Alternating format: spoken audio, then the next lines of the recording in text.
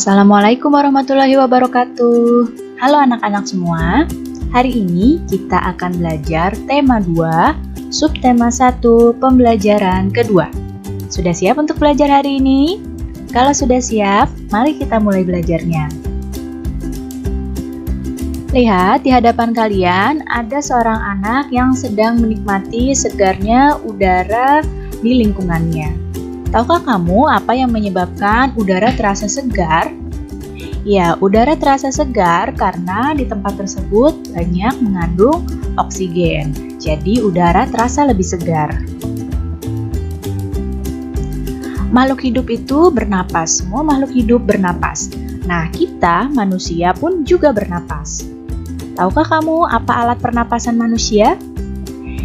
Alat pernapasan manusia adalah paru-paru. Jadi, manusia bernapas menggunakan paru-parunya. Manusia itu bernapas untuk memasukkan udara ke dalam tubuhnya, ke dalam paru-paru. Nah, udara yang mengandung oksigen ini masuk ke tubuh manusia, sedangkan udara yang dikeluarkan itu udara yang mengandung karbon dioksida. Ya, jadi udara yang masuk ke tubuh manusia adalah udara yang mengandung oksigen dan udara yang dikeluarkan adalah udara yang mengandung karbon dioksida. Alat pernapasannya manusia adalah paru-paru. Jadi udara tersebut masuk ke paru-paru.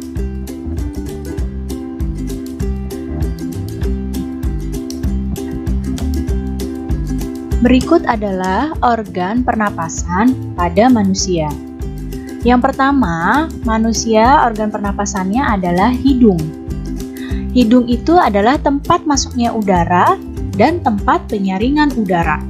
Jadi, udara yang masuk melalui hidung itu disaring terlebih dahulu menggunakan rambut-rambut halus yang ada di dalam hidung. Sehingga kotoran-kotoran yang terbawa ketika kita menghirup udara itu tertahan di hidung. Kemudian ada selanjutnya faring. Faring adalah persimpangan antara saluran pernapasan bagian depan dan saluran pencernaan di bagian belakang.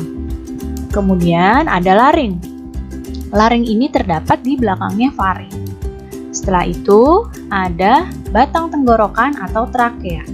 Pada batang tenggorokan ini terdapat jaringan yang disebut silia yang akan bergerak dan mendorong keluar debu-debu dan bakteri yang masuk. Jadi setelah disaring di hidung, jika masih ada debu atau bakteri yang masuk, ini akan didorong keluar lagi di batang tenggorokan. Kemudian ada bronkus. Bronkus adalah percabangan dari batang tenggorokan. Nah, serta menuju paru-paru kanan dan kiri. Jadi bronkus ini bercabang jadi dua. Yang satu, percabangan yang satu menuju paru-paru kanan dan percabangan yang satunya lagi menuju paru-paru kiri. Kemudian ada paru-paru.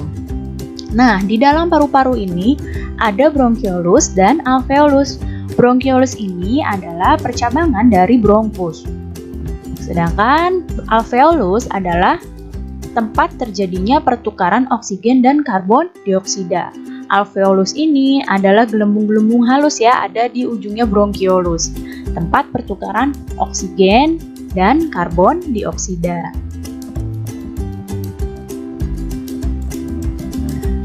Nah, berikut adalah gambar organ pernapasan manusia. Perhatikan di sini ada hidung, lihat panahnya ya, di sini adalah hidung. Kemudian ada faring, di sebelah sini faring, di sini laring. Jadi laring ini percabangan, yang satu menuju kerongkongan, ini tempat jalur makanan kerongkongan, dan yang satu ke batang tenggorokan. Ini yang untuk pernapasan, jadi yang untuk pernapasan ke batang tenggorokan. Kemudian ada trakea atau batang tenggorokan. Nah, di sini trakea bercabang menjadi dua, yaitu bronkus. Bronkus ini ya, ini cabang yang besar ini adalah bronkus. Kemudian bronkus punya cabang-cabang lagi kecil-kecil, ini namanya bronkiolus. Nah, di ujungnya bronkiolus ini ada alveolus. Jadi alveolus ini kecil-kecil, tidak terlihat, harus menggunakan alat khusus untuk melihatnya. Nah, Paru-paru yang mana? Nih paru-paru yang ini nih, yang warnanya diwarnakan dengan warna merah. Ya, yang ini adalah paru-paru. Nah, alveolus bentuknya seperti apa? Ini bentuknya alveolus seperti ini. Bentuknya seperti gelembung-gelembung. Ya, ini alveolus. Jadi disinilah tempat pertukaran oksigen dan karbon dioksida di dalam paru-paru kita. Lalu bagaimana urutan sistem pernapasan manusia? Nah, urutannya seperti ini. Pertama, udara masuk melalui hidung, disaring di hidung kotoran-kotorannya, kemudian masuk ke faring. Udara dari faring menuju laring, dari laring kemudian menuju batang tenggorokan atau trakea. Nah, di sini jika masih ada debu dan bakteri yang masuk akan didorong keluar lagi. Kemudian yang udara sudah bersih dilanjutkan masuk ke bronkus. Bronkus bercabang menjadi 2, dicabangkan lagi menjadi bronkiolus. Bronkiolus adalah cabangnya dari bronkus. Kemudian ke paru-paru. Nah, di paru-paru inilah terjadi pertukaran oksigen dan karbon dioksida, yaitu di alveolus. Nah, sekarang kita masuk ke tentang pemahaman isi teks. Untuk memahami isi teks, kita dapat mengajukan beberapa pertanyaan untuk mendapatkan informasi penting dari teks tersebut. Untuk mengajukan pertanyaan, kita harus mengetahui kata tanya dan penggunaannya untuk apa. Perhatikan di sini, kata tanya apa ini digunakan untuk menanyakan nama-nama benda, sebab, akibat, judul, atau tema. Jadi dari teks itu kita menggunakan kata tanya apa untuk menggali informasi, menanyakan nama-nama benda, sebab, akibat, judul, atau tema. Kemudian, kata tanya di mana? Kata tanya ini untuk menggali informasi yang menanyakan tempat atau latar. Kemudian, kata tanya kapan ini menggali informasi tentang waktu kejadian suatu peristiwa. Jadi, kalau mau menanyakan waktu kejadian suatu peristiwa, ini menggunakan kata tanya kapan. Siapa? Siapa ini adalah untuk menanyakan tokoh utama atau tokoh pendukung dari teks tersebut. Kemudian kata tanya mengapa. Kata tanya mengapa ini digunakan untuk menggali informasi tentang alasan suatu masalah dalam suatu teks. Kemudian kata tanya bagaimana itu untuk menanyakan cara membuat proses, urutan, pendapat, atau sikap. Dan kata tanya berapa untuk menanyakan jumlah atau banyak benda. Jadi, untuk menggali informasi dari teks, kita bisa membuat kalimat tanya dengan menggunakan kata tanya ini ya. Sekarang, apakah kamu tahu apa itu tangga nada? Tangga nada adalah urutan nada yang disusun secara berjenjang. Tangga nada diatonis ini dibagi menjadi 2. Ada tangga nada diatonis mayor, ada tangga nada diatonis minor. Sekarang kita akan bahasnya tangga nada diatonis mayor. Tangga nada diatonis mayor ini seperti ini. Perhatikan di sini yang ada tulisan yang seperti huruf C, D, E, F, G, A, B, C petik ini adalah nama nadanya. Ya, yang ini nama nada. Kemudian yang angka ini dibacanya do, re, mi, fa, sol, la, si, do. Ini adalah notasi angka. Ya, do, re, mi, fa, sol, la, si, do ini adalah notasi angkanya karena ditulisnya berupa angka. Kemudian ada seperti angka 1, 1 setengah, 1, 1, 1 setengah, ini namanya interval nada. Jadi tangga nada diatonis mayor ini yang seperti ini. Kemudian ciri-ciri nada diatonis mayor. Ciri-ciri lagu yang menggunakan nada diatonis mayor. Yang pertama, lagunya itu sifatnya riang gembira dan sifat lagunya itu bersemangat. Serta biasanya lagunya diawali dan diakhiri dengan nada do sama dengan C.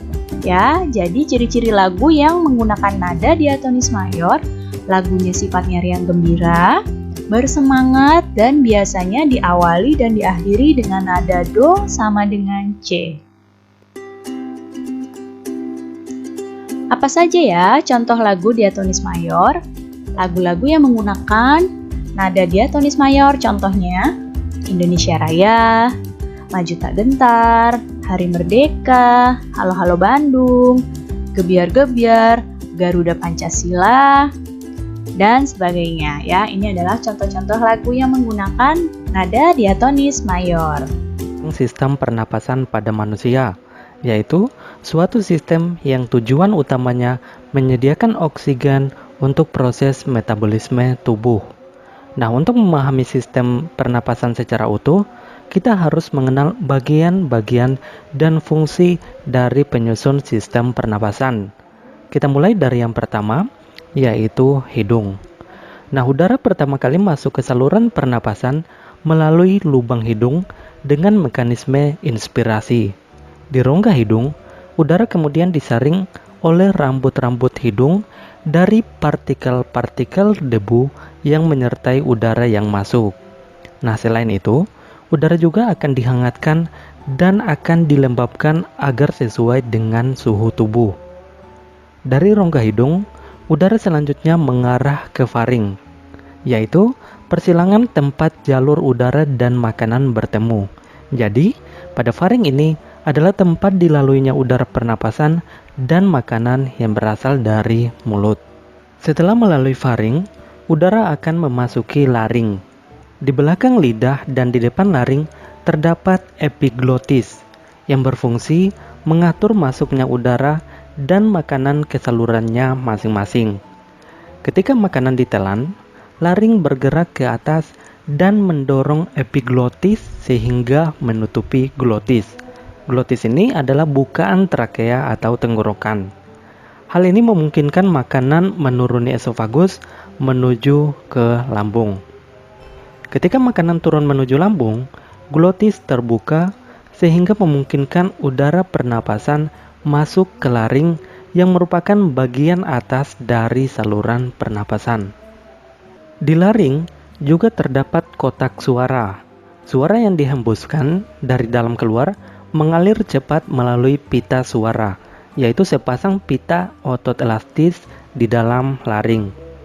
Suara dihasilkan ketika otot-otot di dalam kotak suara menegang atau kontraksi, yang kemudian merentangkan pita suara sehingga bervibrasi atau bergetar.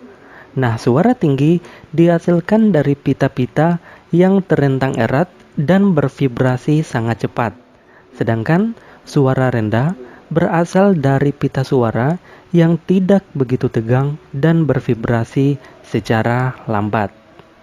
Dari laring, udara masuk ke dalam trakea. Di dinding trakea ini terdapat kartilago atau tulang rawan yang memperkokoh trakea sehingga saluran ini akan tetap terbuka. Selain itu, terdapat epitelium yang melapisi trakea hingga bronkus. Epitelium ini ditutupi oleh silia pada permukaannya dan selapis mukus atau cairan lendir yang tipis. Nah, mukus ini berfungsi untuk memerangkap debu, polen, dan kontaminan-kontaminan kecil lain yang lolos dari rongga hidung. Silia ini berdenyut dan bergerak seperti ombak, menggerakkan mukus ke atas menuju faring. Tempat mukus tersebut akan ditelan atau dibuang dengan sengaja keluar melalui mulut. Proses ini dinamakan eskalator mukus, yaitu proses yang memainkan peran penting dalam membersihkan sistem pernapasan. Dari trakea, selanjutnya terdapat dua cabang yang disebut bronkus. Bronkus ini masing-masing mengarah ke salah satu dari paru-paru. Bronkus bercabang-cabang lagi di dalam paru-paru menjadi saluran-saluran kecil yang disebut bronkiolus. Udara kemudian memasuki alveoli. Kumpulan dari alveoli disebut alveolus, yang merupakan kantung udara di ujung bronkiolus. Oksigen dari udara yang memasuki alveoli akan terlarut di dalam selaput lembab yang melapisi permukaan dalam alveoli dan kemudian akan berdifusi dengan cepat melintasi epitelium ke dalam kapiler darah yang mengelilingi setiap alveoli. Sedangkan dalam arah yang berlawanan, karbon dioksida berdifusi dari kapiler darah melintasi epitelium alveoli dan menuju ke rongga udara untuk dikeluarkan keluar tubuh melalui mekanisme ekspirasi.